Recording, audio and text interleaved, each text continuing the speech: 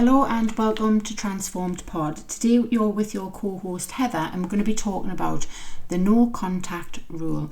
Now the no contact rule is often used when somebody's going through a breakup. This could be because, the partner has said that they don't want to be with them anymore, so, they're having to go through the no contact rule to get over that relationship. Maybe the relationship was toxic, or the person was bad for them, or they were narcissistic, and no contact is having to be done to move on from this relationship. Now, it can be really, really hard to go no contact because essentially sometimes you feel like you are withdrawn from this person. You've had an attachment to this person, and then now this person is no longer in your life. So it's really important to practice some self-compassion when you are doing the no contact rule. So first off, I would say remind yourself why the no contact is important. Now this is going to help you gain some clarity. Even if it feels really, really difficult right now, it's going to be clarity around the relationship, maybe your feelings for this person, whether the relationship was good for you, whether it was bad for you, what you want from your future.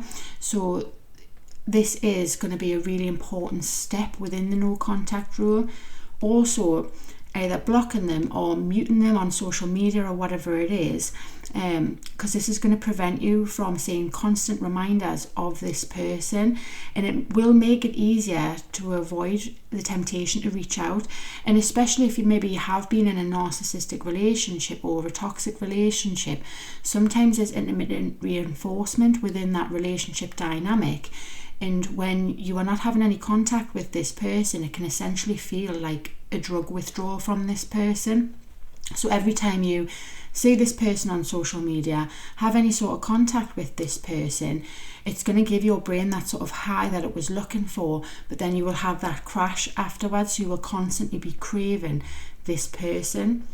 Another part of the no contact is finding a healthy distraction, because likely when you are going no contact, the person is at the forefront of your mind. They're going to be on your mind constantly. You're going to be wanting to contact them, wondering what they are doing, whether they are going to contact you. And, this is going to be making it more difficult. You're going to be in this rumination cycle of this person. So it's important to fill your time with hobbies, work, social activities, anything that's going to keep you busy and make you feel good. And it's going to take the focus off the other person and put it back onto yourself. And leaning on your friends and family for this type of support. So if you feel you have the urge to break no contact, they can help you, gain some clarity, talking things through with them. You could even come up with something with one of your friends when you are feeling like, I need to contact this person. Contact your friend instead. Tell them, I'm feeling weak right now and I'm wanting to contact this person. And by doing this, it can help you sort of gain some clarity from the advice from your friends. Or another good way to do it is write something in your notes. Write it down what you are wanting to message your ex. And after 24 hours, have a look, at what you were going to write. Because oftentimes, because of the emotions that come with no contact, and I feel this deep urge to contact them, we'll just sort of spill anything out. But when we've calmed down those emotions and gone back to it later on, a lot of people find that they don't actually want to send the message. It's normally in a moment of weakness. And journaling your feelings. So you need like a safe outlet for everything that you are feeling without the need to contact your ex. So there might be things, that you feel like you need to say, or, maybe some closure that you haven't had, or wanting to know whether they're thinking about you. And all these feelings are perfectly natural within a breakup. So if you journal these feelings down, it can help you process the breakup, because you still have that outlet for your emotions, but without contacting your ex. And another one would be set a no contact goal. So if you set a specific time frame, whether it's 30 or 60 days, this can give you something to work towards. And at the end of that period, you're likely to feel a lot more clarity. Now, no contact rule is often used to move on from the relationship. And on social media and things like that, there's a lot of advice saying, oh, if you go no contact, it's going to make your ex miss you and things like this, when actually studies show that no contact actually helps people move on. Some people do come back together after no contact, they've gained that clarity and things, and they come back together. And if that's something that you want to navigate, great. But at the end of the time of your no contact period, you're going to have more clarity around it, because in the early stages of a breakup, emotions are really high. You're likely to be feeling heartbroken, missing them, because essentially your life completely changes. You're so used to having this person in your life, and then all of a sudden they're just not there. So it's really, really hard to navigate. So with the no contact, once you've done a period of time, the emotions are likely to have lessened, and you'll have more clarity around that. It's also important to recognise that the withdrawal from a relationship is completely normal, and it is part of the process. So, and knowing that and accepting that will make you more likely to stick to no contact, because the intense feelings that you have will become less and less over time.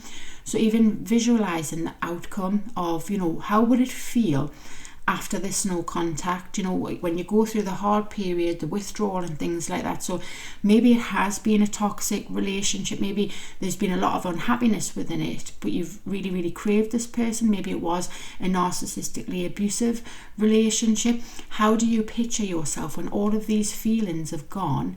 How do you feel, picture yourself to be after that? So visualizing that can be really helpful. If you are visualizing that you are going to be happier, and that your life is going to be better if it wasn't for these feelings that you're feeling now. And as well, though, it is important to be kind, that if it hasn't been a relationship that you've wanted to end, not all relationships are narcissistically abusive or toxic. Maybe it was a good relationship, and maybe one person has lost feelings, or they don't feel like the relationship is right for them.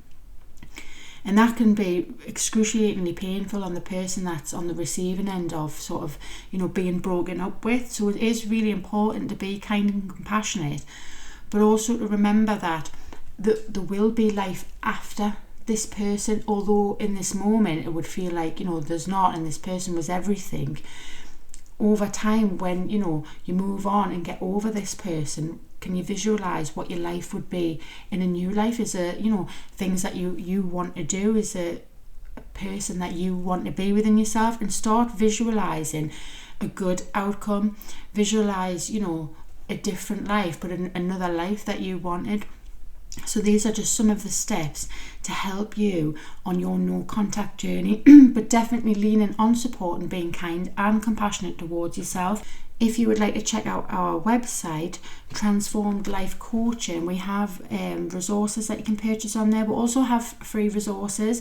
We have our Instagram and TikTok pages with the links in the bio, and I will leave that there with you today. Bye.